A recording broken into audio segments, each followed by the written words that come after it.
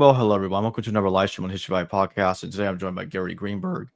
And today's discussion is based on Gary's book titled The Genesis Chronology and Egyptian King List, the Egyptian Origins of Genesis History.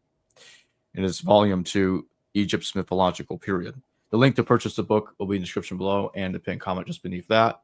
That being said, Gary, thank you for joining me today. Good to be here. So to start us off, can you tell us about the Egyptian king list, and then after you tell us about that, when it dates and its similarity to the Genesis story? Okay, it's a difficult question, but let's see what we can do with it. There are only two very lengthy Egyptian king lists. One is known as the Turin Canon of Kings, from around the 18th dynasty. And the other is the writings of an Egyptian priest named Manetho, who lived in the 3rd century BCE and who wrote a history of Egypt that included a lot of chronological information. However, his work doesn't exist, and the only way we know about it is some additional sources that claim to be what he wrote, or at least a summary of the chronology that he wrote. The problem is that for that list, all the sources disagree with each other as to what he wrote in many places. And there are two areas of really extended time periods that are inconsistent with archaeological history based on errors made in Manetho's scribes trying to transform his chronology because they didn't really understand very well what he was writing. So it's well recognized by Egyptologists that Manetho wrote using legitimate sources, and for 2,000 years or more, he was the primary source of Egyptian chronology. In the 19th century, they discovered the Turin Canon of Kings. Unfortunately, the discovery was placed in a drawer in an office, and many years later, it was removed from the drawer and found to be in hundreds and hundreds of very small pieces. And it was a tremendous difficulty even putting it together, and a lot of pieces were missing. So you're working with two damaged lists that have to be reconstructed. Now, to a large extent, the problem that Egyptologists initially faced was, how do we get a chronological king list of the Egyptians? They had a lot of places where there were small lists, like so-and-so was the father of so-and-so and such. And in a few places, they had a couple of longer lists, like there was a calendar on a stone, and the Palermo stone, with some data. But from the archaeological record, they were able to put a lot of pieces together. But because of two periods known as the first and second intermediate periods, there was virtually no reliable data as to what the time frames were in those two periods. And that's where a lot of the Manetho chronology got screwed up. So the question was, how do we put together all these little pieces and parts and come up with a real archaeologically sound king list? It turns out that the Egyptians had an unusual system of calendars. The most important event in Egyptians' year, every year, was the overflowing of the Nile. The overflowing of the Nile created vast fertile territory and was the reason that the Lower Egypt, the part in the north, became the breadbasket for a lot of the Mediterranean world, or at least the Middle East and Egypt. But they used a 365-day calendar, among others, and did not allow for a leap year. So every year, the king list fell a quarter of a day out of sequence with the real calendar. And they needed a way to figure out exactly when to expect the flooding. It turned out that there was a star in the sky called Sothis, or Sirius as we know it.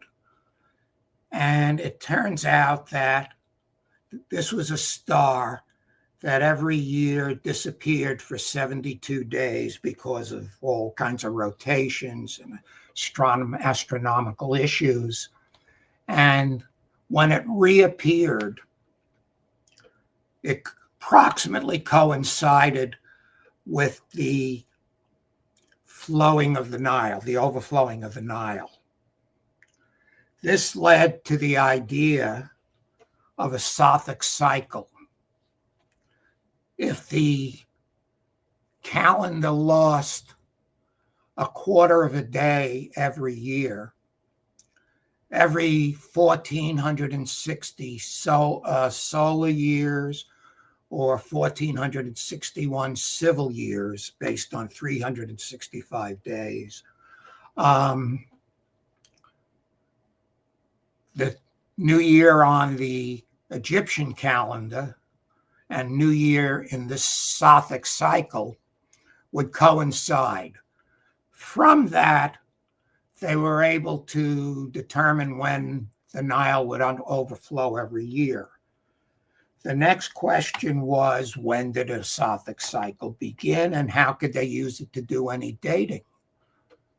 And it turned out, one, they were able to figure out when a Sothic cycle started. And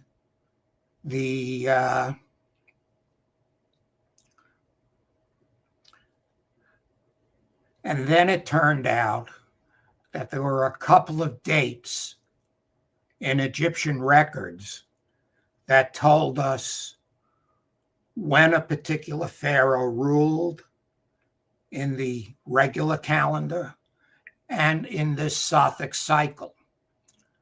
This gave them the ability to start linking all sorts of things together. And for most of the 20th century, Egyptologists had what they called the standard chronology, which effectively resolved, for the most part, how long the two intermediate periods lasted. And it was based on a Sothic cycle starting in the year 2773.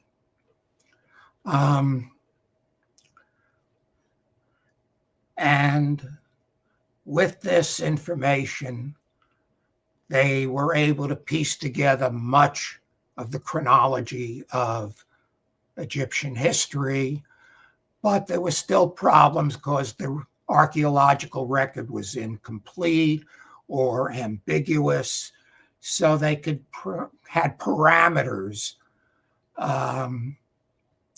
for when the approximate dates would have had to have happened. And within that framework, they were able to put together a reasonably decent chronology of Egyptian history, but not all the way to the beginning, because the records were really faint in the years 3000 and so on. And the primary sources for that were Manetho's distortions and problems with the Turin canon of kings. So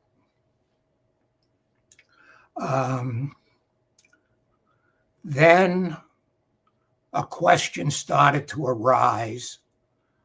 Where did the observation of Sothis take place? In the city of Anu, Heliopolis, or in the city of Thebes? Now, one of the dates was in the 12th dynasty, Sothic dates, and depending on various things, that date could have been either connected to the Sothic date in the 18th dynasty, or it could be an additional 1461 years removed. Anyhow, some Egyptologists started claiming that, well, it didn't happen in Heliopolis, it happened in Thebes, and this resulted in a slightly different chronology. Basically, never really much more than 25 years apart.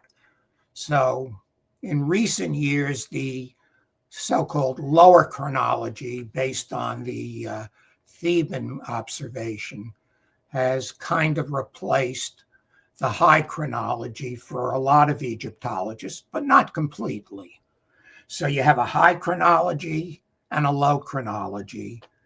And within both frameworks, there are gaps in the record for particular kings, and they try to estimate how to fill the gaps, whether co-regencies, whether not co-regencies, how long a co-regency would have lasted.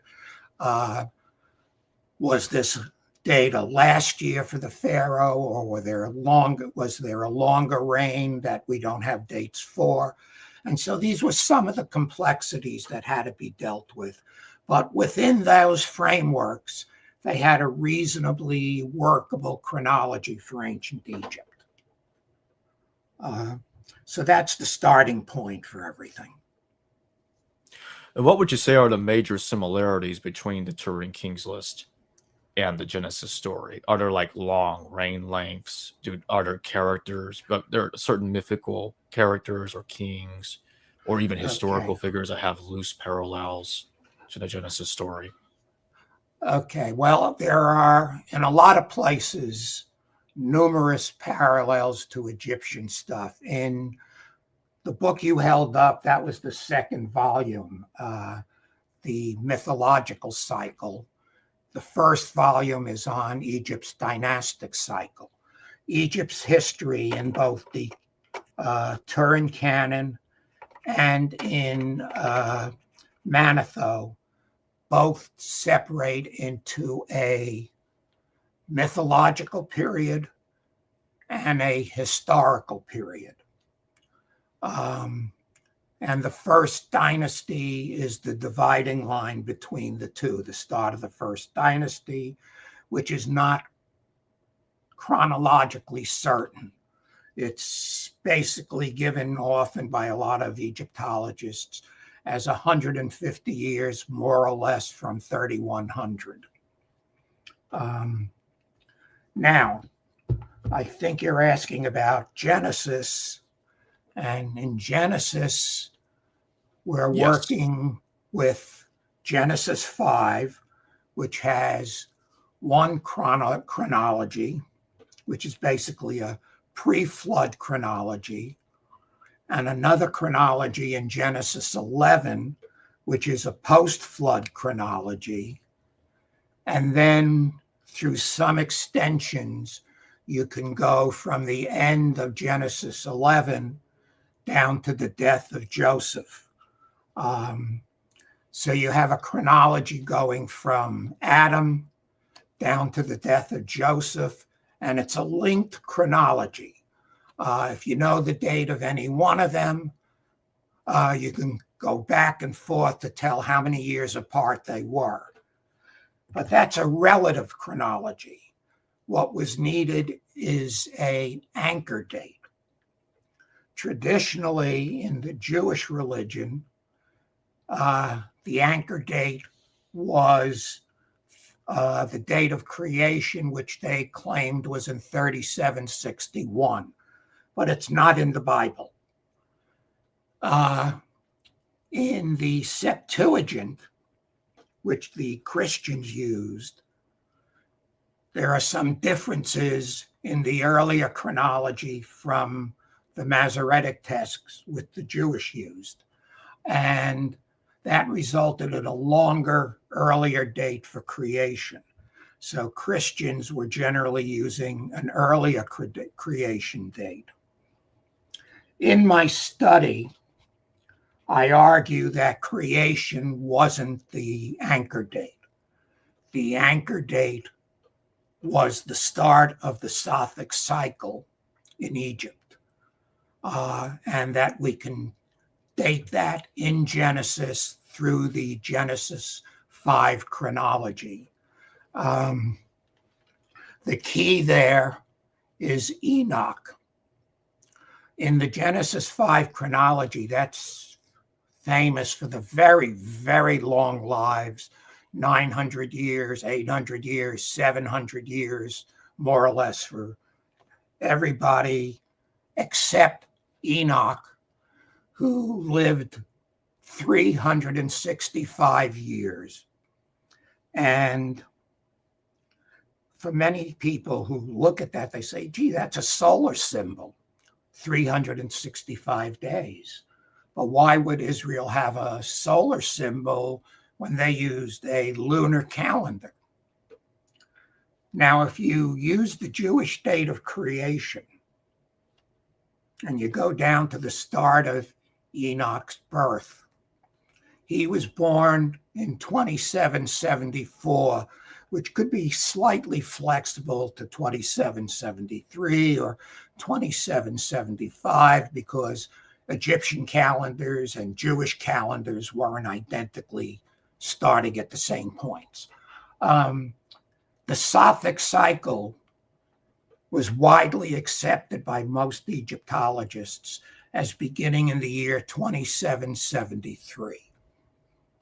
So you have a 365-year period for Enoch's lifespan, which is a solar symbol, which played a key role in the Sothic cycle.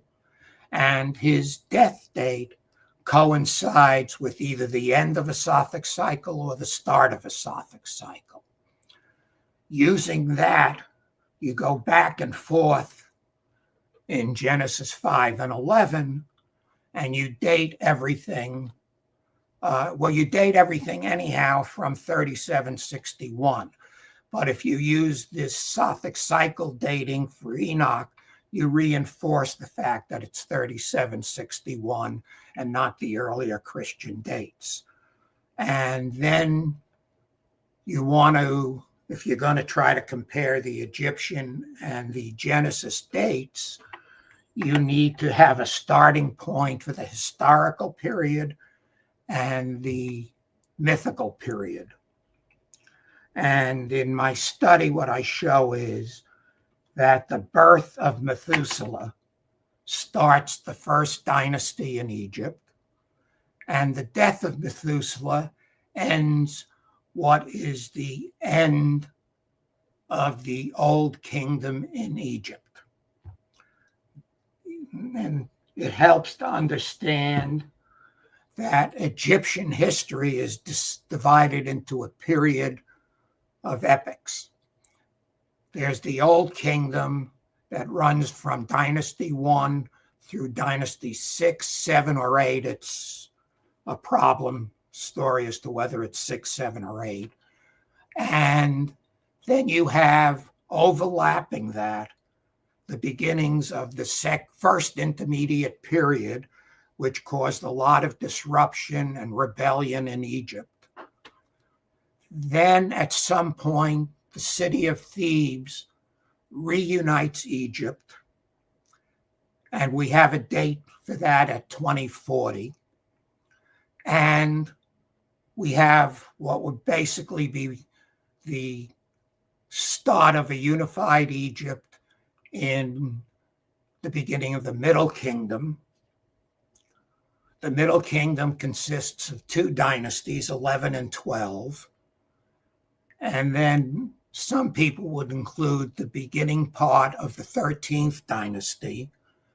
And then shortly after the 13th dynasty, the second intermediate period breaks out.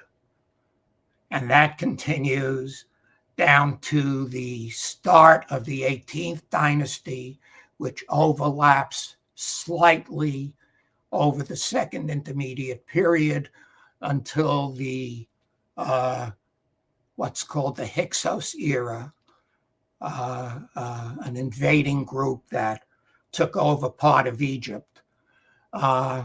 They're defeated a few years later after the first king of the 18th dynasty comes to power, and then you're in what's called the New Kingdom.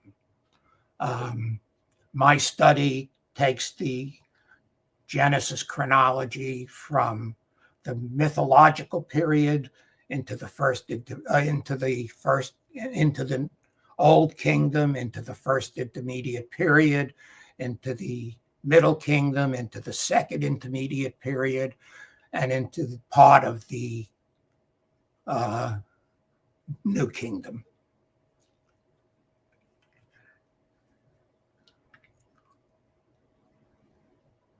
I'm not hearing you. Oh, thank you for reminding me. I was muted. Constellation Pegasus, thank you for your super chat. Have you brought up the P source in Genesis? Evidently, Jews didn't have a problem to patch 3 different stories into one. Could you say that again? Have you brought up the P source in Genesis? Evidently, Jews didn't have a problem to patch 3 different stories into one. Yes. A lot of the P source, at least in Genesis, is Egyptian origin. And I go into a lot of that in the book. But a lot of the J source is also. And there's a lot of manipulation going on. A key problem that has made it hard to figure this all out is, well, there's a couple of key problems. But one is that after a couple of millennia, or a millennia anyhow, Israel lost touch with their Egyptian roots. I mean, they really didn't have the keep written sources all the way back to that. And after the Babylonian conquest, and they were living in Babylon and under Assyrian domination a little later, they started becoming familiar with the Babylonian creation myths and other Babylonian sources. And they started modifying the written sources they had from earlier to coincide with the Babylonian sources. This was particularly important with the flood myth, which was in a different location originally, but to coincide with one of the historical records for when the flood happened in Babylonian mythology, the ruling 10th king or something. They decided to put the Noah's flood into the 10th spot, more or less. That created some slight distortions in the chronology, but nothing significant that couldn't be worked out. But I start integrating. I show where J, and P were separating, particularly in the flood myths and in the creation myths, and show how they were really talking about the same stuff. As you may be familiar, there are 2 different creation myths in Genesis. There's the 7 days of creation in Genesis 1, and then you get the second myth about creation with the Garden of Eden. And there's a different sequence of events and a number of problems and different relationships. And it's really one of those real conflicts in biblical studies that a lot of people have to lie about to try to make them, to reconcile them, and others just say we can't reconcile it, it's just what is. I show that the two are really part of the same story, and bring them together. That the second story really is part of the first story, beginning on, I think, the second or third day in Genesis, and it's just an expansion of the first story. So I get into that a good deal and takes up a lot of space. And then when we go into the Garden of Eden, we see how many Egyptian connections there really are. For example, we're told about in the days that God created the heavens and the earth. And then we're basically introduced into the Garden of Eden stories. Well, in every instance in the Bible, or at least in Genesis, where we're told these are the generations of, they basically introduce family histories. We have the generations of, I guess, Abraham, generations of Jacob, generations here, generations there. And in every instance, I think there are 10 instances, they describe a family's history, generation after generation. But they don't want to do that for the generations of heaven and earth. But there's no reason we shouldn't do that. And when you think about it that way, the generations of heaven and earth are the generations of two gods, the God of heaven and the God of earth. And we're going to get stories about their children. And we start looking at the Genesis, at the Egyptian creation myths, and we begin to see how the pieces fit together. We have an Egyptian god of heaven, an Egyptian god of earth. We have their child separating the heavens from the earth. We have heaven and earth giving birth to two children, one of whom represents knowledge and one of whom represents eternity. And in the Egyptian traditions, knowledge eats, eternity eats knowledge. So you're in the Garden of Eden now, and you have two trees. One is knowledge of good and evil, which is one Egyptian side, and the other is eternity. You eat from the other one and you get eternity. So we're beginning to see the patterns emerging from the Egyptian myths about the creations. When we go to the Genesis flood stories, we again start seeing the major patterns of Egyptian creation myths. In Genesis, it's a bit more complicated, but if you look at it closely, and many scholars have, and they recognize that there are two different chronologies in Genesis. There's a J chronology and a P chronology, and they have different lengths. And if you look at the P chronology and separate it out from the J chronology, it lasts mechanically 1 year and 11 days, but it doesn't say which year it's using, solar or lunar. But if you use the lunar calendar, what you get with 11 days is the solar calendar. And that was one of the Egyptian calendars. They had a lunar calendar that had 11 extra days. So we're beginning to see that there was appears to be one of the Egyptian calendars, stands behind the P source. When you separate out the J source, there's some problems with trying to figure out exactly what it is. And not what it is, but whether there are gaps in it or not. But for the most part, you could probably, and it looks like you can reduce it down to 120 days. If you reduce it to 120 days for a flood myth, what you're getting is 1/3 of the Egyptian calendar. The Egyptians' annual calendar had 3 seasons, the solar calendar.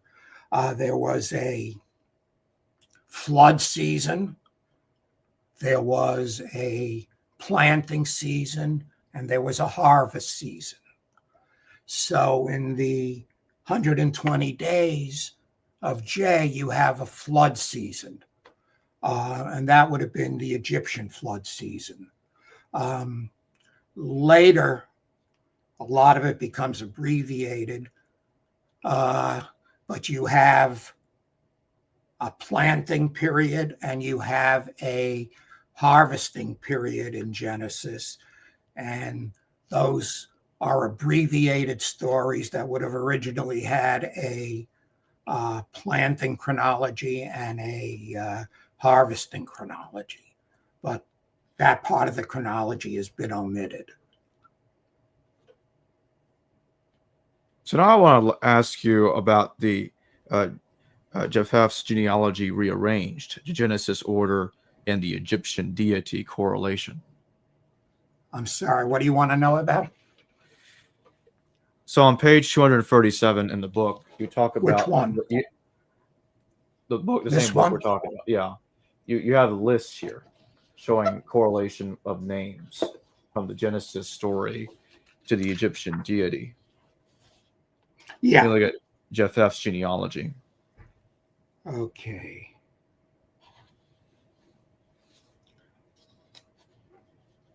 Okay, this is from what they call the Noah genealogy and the what's called the family of nations. It's a little tricky because you sometimes really need to see it in print in order to study it more carefully, but let me summarize what's there. You have a chronology without durations. It's a genealogy of Noah's family. And there's 3 branches. In my study on moving the flood story out of its current location where it was placed during the Babylonian era and taking it away so nothing gets in the way of Genesis 5 and Genesis 11, I go to the Adam-Cain chronology or genealogy. And it's my argument that the Adam-Cain genealogy is a continuation, I think, of Shem's genealogy, that you go from Adam-Cain down to Shem and then continue down further. So what you have, and you really have to know a lot more about what I've written to understand where it comes from. But my argument is that each of the 3 branches of the Noah chronology were originally variations on the Egyptian king list. And that got changed when they started redacting things in the Babylonian era and started attaching a family of nations and replacing a lot of god names with countries and things like that. But you have to go through a lot of material in my book before you can get to this point and realize it, because I do a huge amount of reconstruction of the Manetho and Turin canon king lists in the mythological era before you can get to this place.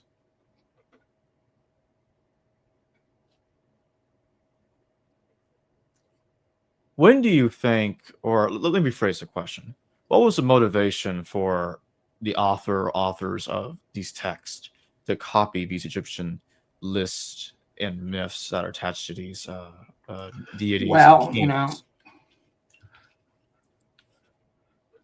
For one, the Egyptians had one of the only ongoing king lists that Warren carried forward into modern times. And they used this Sothic dating system as an anchor and counted everything back and forth in the list. There are some interesting changes when you get to the mythological period, but for now, let's just talk about it as a chronological record. There's no other place that they really had a chronological record for. If they came out of Egypt, or at least some of them came out of Egypt, or some of them studied in Egypt, they would have been very familiar with these lists. They would have had accurate versions, unlike Manetho and occasionally the Turin canon. And we can use the Genesis chronology to fine-tune both the Turin canon and Manetho to come out with a fairly precise version of Egyptian chronology using the high chronology rather than the low chronology.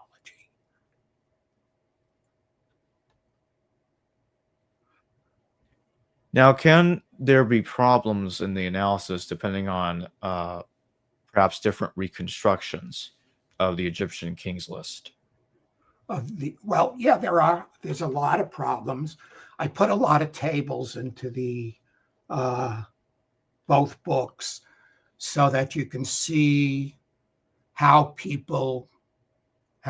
Egyptologists have looked at the king lists and what the range of numbers are, dates, and so on between the high and the low, and the differences among the high and the differences among the low, and then try to show how the Genesis chronology fits into every single pattern of the high chronology. They all fall into where it should be chronologically, but then you have to put the pieces together a little better, which is what I do. And in my final question, when do you think that this copying and transmitting of these ideas happened? Was it when some ancestors of the Judeans were in Egypt, or when they encountered Egyptians in the first millennium BC, early first millennium BC? When is this happening?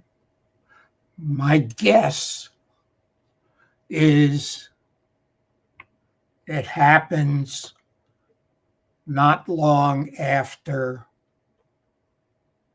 the collapse of the United Monarchy, but very possibly earlier. If there were Egyptian ancestors, and I have a different book arguing for an Egyptian connection to Israel, then people who were in the Israelite framework in Egypt before they were known as Israel would have studied Egyptian history, mythology, and so on, and would have known all this stuff. And they would have brought it out with them, and there were probably scribes who knew this material. So I suspect that's the more likely explanation. because I don't think the Israelites would have been going into Egypt much later than the 9th century. As I said earlier, the link to purchase Gary's book will be in the description below in the pinned comment. And with that being said, Gary, thank you for joining me today. You're welcome. Hello viewers, thanks for watching this video from the History Valley YouTube channel. Please don't forget to subscribe and hit the notification bell. And if any of you wish to further support this channel, please consider checking out this channel's Patreon page and becoming a patron, and or donate through PayPal or through Super Chat during your live stream. Thank you.